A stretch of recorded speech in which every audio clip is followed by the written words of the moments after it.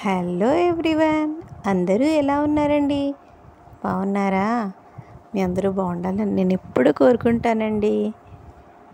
ఈరోజు ఫ్రైడే కదా, మార్నింగే లేచి చక్కగా బయట నీట్గా తుడుచుకొని చక్కగా ఒత్తుకొని ఈ ముగ్గు వేసుకున్నానండి. నా ముగ్గు మీకు ఎలా అనిపించిందండి? బాగుందా? ఆ చిన్న ప్లేస్లోని అలాగా పెట్టుకున్నానమాట. ఫ్రైడే కదా, కొంచెం పసుపు కుంకుమతోటి అలంకరించాను. ఆ తర్వాత ఇవాళ మా దేవుణ్ణి చూడండి ఎలా అలంకరించుకున్నానో. ఇవాళ రోహిణి నక్షత్రం కదండి, చిన్ని కృష్ణయ్యకి అటుకులు బెల్లం పెడితే మంచిదని అటుకులు బెల్లం కూడా నైవేద్యంగా పెట్టానండి. నా పూజ ఎలా అనిపించిందండి? ఈరోజు పువ్వులతో చక్కగా దేవుణ్ణి మంచిగా అలంకరించాను. నచ్చిందా మీ అందరికీను? తర్వాత చక్కగా ప్రశాంతంగా ఆ దేవుడికి పూజ చేసుకొని అన్నీ అలంకరించుకొని ధూప దీప నైవేద్యాలతోటి ఆ దేవుణ్ణి మనస్ఫూర్తిగా స్మరించుకుంటూ పూజ చేసుకుంటే చాలా సంతోషంగా ఉంటుందండి. ఫ్రైడే అంటే కొంచెం స్పెషల్గా అనిపిస్తుందండి. రకరకాల పువ్వులతోటి అలంకరిస్తూ ఎక్కువ నైవేద్యాలతోటి అలంకరించుకుంటే ఎంత అందంగా ఉంది కదండి. ఈరోజు మార్నింగ్ బ్రేక్ఫాస్ట్కి ఏమో గుంత పొంగనాలు చేశానండి. గుంత పొంగనాలతో పాటు కళాయి రొట్టె అంటారు కదా, పల్చగా వేసుకున్నాను అది. దాంతోపాటు కొంచెం కొత్తిమీర చట్నీ కూడా, పోపు దినుసులు, పచ్చిమిర్చి, ఎండుమిర్చి, వెల్లుల్లి, తర్వాత కొత్తిమీర, టమాటా. అంటే కొంచెం క్వాంటిటీ ఏనండి, ఎక్కువ కాదు. జస్ట్ అలాగా ఆయిల్ వేసుకొని అందులో పచ్చిమిర్చి, ఎండుమిర్చి వేసుకొని బాగా వేయించుకున్న తర్వాత మనం ముందుగా పీలౌట్ చేసుకున్న వెల్లుల్లి కూడా వేసేసుకోవాలి. ఆ తర్వాత పోపు దినుసులు కూడా వేసేసుకొని తర్వాత కొత్తిమీర కూడా వేసేసుకోవాలండి. అది కొంచెం వేగిన తర్వాత టమాటా కూడా వేసుకున్న తర్వాత బాగా దగ్గరికి అయిపోయిందనుకోండి, కొంచెం సాల్ట్ వేసుకొని, మరి చింతపండు వేసుకోక్కర్లేదు. పులుపు బాగా ఇష్టపడే వాళ్ళైతే కొంచెం చింతపండు వేసుకోండి. అది బాగా చల్లారిన తర్వాత మిక్సీ చేసేసుకోవడమే. బ్రేక్ఫాస్ట్ అయితే కంప్లీట్ అయిపోయిందండి. తర్వాత లంచ్ ప్రిపరేషన్ స్టార్ట్ చేశానండి. లంచ్లోకి ఇవాళ వంకాయ ఉల్లికారం చేద్దాం అనుకుంటున్నానండి. నేను ఇదే ఫస్ట్ టైం చేయడం. అంటే ముందుగా ఏం చేయాలంటే ఇవాళ మట్టి పాత్రలో చేద్దాము అని అనుకుంటున్నాను. అంటే ఈ వంకాయ ఉల్లికారం అన్నది పాతకాలపు వంట కదండి. సో ఇలా మట్టి పాత్రలో చేస్తే కొంచెం బాగుంటుంది కదా అనేసి ముందుగా బాండి పెట్టుకొని ఆయిల్ వేసుకున్నాను. తర్వాత ఎండుమిర్చి కూడా వేసేసుకున్నాను. ఒక 5 తీసుకోవాలన్నమాట ఎండుమిర్చి. ఒక హాఫ్ కేజీ అంటే వంకాయలో పావు సరిపోతాయి. ఎక్కువ తినేవాళ్ళైతే ఒక హాఫ్ కేజీ చేసుకోండి. నేను పావు తీసుకున్నాను కాబట్టి ఒక 2 ఉల్లిపాయలు కట్ చేసి పక్కన పెట్టుకున్నాను. అంటే మరీ చిన్నగా చాప్ చేయక్కర్లేదు, కొంచెం పెద్ద స్లైసెసే. తర్వాత ముందుగా ఆయిల్లోని ఎండుమిర్చి ఒక 5 తీసుకోవాలి. ఉల్లి కారం కదండి, కొంచెం కారంగానే ఉంటుందండి కూర, చాలా బాగుంటుంది. ఆ తర్వాత ఈ ఎండుమిర్చి బాగా వేయించుకున్న తర్వాత అవి పక్కన పెట్టేసుకోవాలి. బాగా వేగిపోయిన తర్వాత మనం ముందుగా కట్ చేసి పెట్టుకున్న ఆనియన్స్ కూడా అందులో వేసేసుకోవాలండి. ఈ వంకాయ ఉల్లికారం అనేది చాలా టేస్టీగా వచ్చిందండి. కర్రీ ఫస్ట్ టైం చేసిన చాలా బాగా వచ్చిందండి. అంటే నేను కూడా యూట్యూబ్లో చూసే చేశానన్నమాట.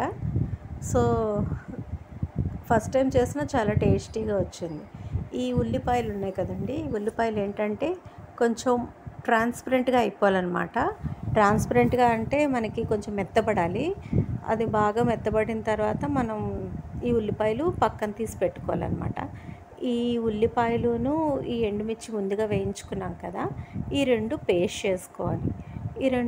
చేసుకొని పక్కన పెట్టి ఉంచుకోవాలి. దాని తర్వాత మనం ఈ వంకాయలు అన్నవి కట్ చేసుకోవాలండి.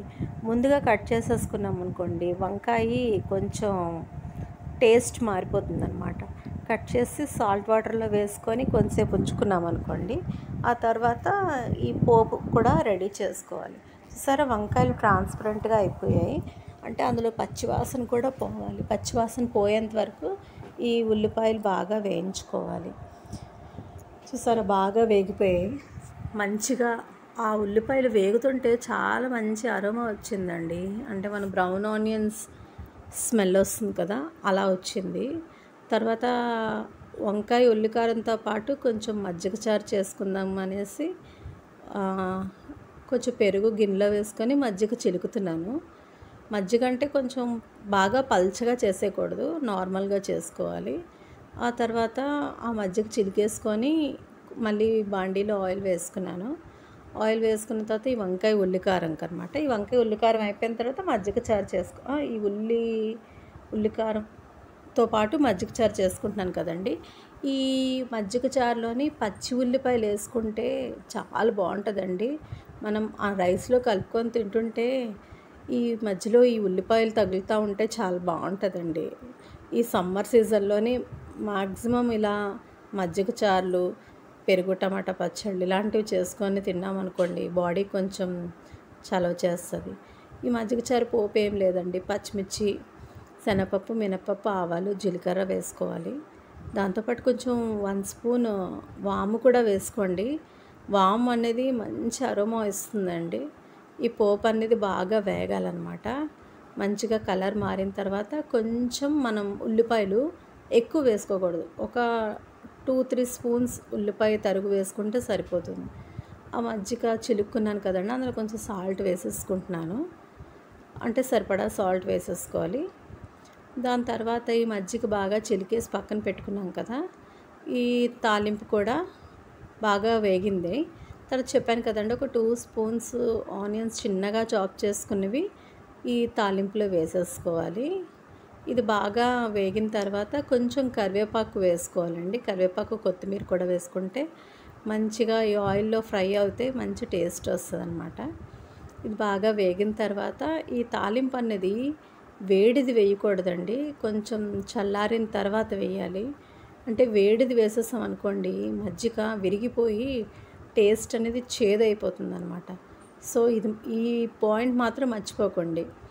ఆ తర్వాత ఈ తాలింపు అంతా బాగా వేగిపోయింది చూసారా, కొంచెం చల్లారిన తర్వాత నేను ఆ మజ్జిగలో కలిపేస్తున్నాను అన్నమాట. చాలా simple recipe, easy recipe and tasty recipe అండి. మీరు కూడా ఇలాగే చేస్తారా? ఇంకో వే ఆఫ్ స్టైల్లో చేస్తారా? నాకు కమెంట్ సెక్షన్లో కమెంట్ చేయండి. మజ్జిగ చారు అయితే కంప్లీట్ అయిపోయిందండి. మనం ముందుగా ఇప్పుడు వంకాయ ఉల్లికారం అనుకున్నాం కదా, దానికోసం ఉల్లిపాయ, ఎండుమిర్చి వేయించాం కదా, అదేమో పేస్ట్ చేసుకున్నాను. మెత్తగా పేస్ట్ చేసుకొని మళ్ళీ బాండి పెట్టుకొని అందులో కొంచెం ఆయిల్ వేసుకున్నాను. ఒకసారి ఆ బాండి క్లీన్ చేద్దామని తీసేసాను అనమాట. కొంచెం కడిగేసి వేసేసాను. అలాగా ఆ బాండి పెట్టుకొని బాండీలో కొంచెం ఆయిల్ వేసుకొని అందులోని శనగపప్పు, మినప్పప్పు, ఆవాలు, జీలకర్ర, పచ్చిమిర్చి వేయించుకోవాలన్నమాట. అంటే ఈ వంకాయ ఉల్లికారంకి మళ్ళీ కారం అవసరం ఉండదండి, ఎందుకంటే ఆల్రెడీ మనం ఎండుమిర్చి వేయించి ఫ్రై చేయించుకొని పేస్ట్ చేసాం కదా, సో ఎక్కువ కారం అవసరం ఉండదు. శనగపప్పు, మినపప్పు, ఆవాలు, జీలకర్ర వేసుకున్నాము. ఆ తర్వాత కొంచెం కరివేపాకు కూడా వేసేసుకుంటాము. అది బాగా వేగిన తర్వాత మనం ముందుగా రెడీ చేసి పెట్టుకొని కట్ చేసుకొని ఉంచుకున్నాం కదండి వంకాయ ముక్కలు, ఈ వంకాయ ముక్కలు కూడా వేసేసుకోవాలి. వంకాయ ఏంటంటే సిమ్లో పెట్టి మనం ఫ్రై చేయాలండి. ఈ పెద్దది మంట పెట్టామనుకోండి, ఆ వంకాయ అనేది మాడిపోతుంది, తర్వాత కండ్రా అంటారు కదా, టేస్ట్ వేరేగా వచ్చేస్తుంది. సో సిమ్లో పెట్టుకొని చేయడానికే ప్రయత్నించండి. కొంచెం లేట్ అయితే అయ్యింది కానీ మంచిగా టేస్టీగా వస్తుందండి కుకింగ్ అనేది. ఆ తర్వాత ఇది బాగా వేగుతుంది కదండి, మనం ముందుగా కట్ చేసి పెట్టుకున్న వంకాయలు మంచిగా 2-3 టైమ్స్ కడిగేసి ఉప్పు నీటిలో నానబెట్టుకుంటాం కదా, అవి కడిగేసిన తర్వాత ఆ వంకాయ ముక్కలు కూడా ఈ మరుగుతున్న ఆయిల్లోని, అదే తాలింపులోని వేసేసుకోవాలండి. వేసేసుకొని కొంచెం పసుపు, ఆ తర్వాత కొంచెం సాల్ట్ కూడా వేసేసుకోవాలి. చూసారా, వంకాయ ముక్కలు అంటే ఎక్కువ వేయలేదు, కొంచెం మామూలుగా వేసేసాను.